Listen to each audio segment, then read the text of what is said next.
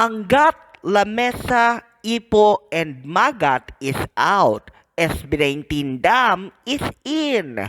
Inilunsad na kaninang hating gabi ng SB19 ang career single ng Simula at Wakas Era na may titulong Dam.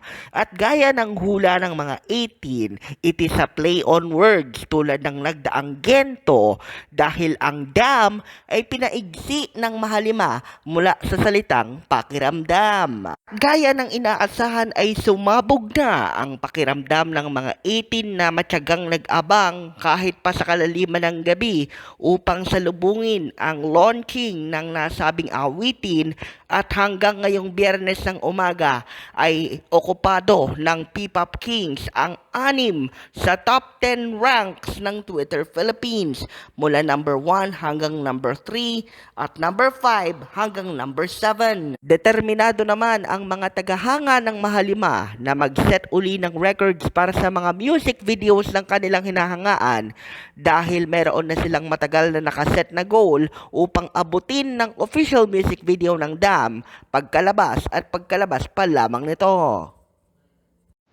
Hindi lamang isa kundi dalawang bersyon ng SB19 Dam ang lumabas ngayong Friday.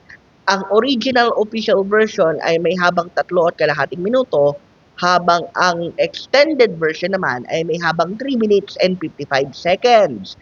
Ang dahilan kung bakit mayroong 25 segundong karagdagan ng extended version ay dahil ng isang dance break na po pwedeng gamitin bilang walwalan ng mga 18 na tiyak na gusto nang ilabas ang kanilang naipon at kinikimkim na excitement for this new era na ang mismong launching ng extended play album ay sa Abril pa habang ang world tour naman ay iki-kick off ng Mayo 31 sa Philippine Arena. Para sa Mabuhay Radio News, sa Walang Takot Walang Pinapaboran, ito ang Senbat sa Patrol number 2, Stephen Saraspe Perez.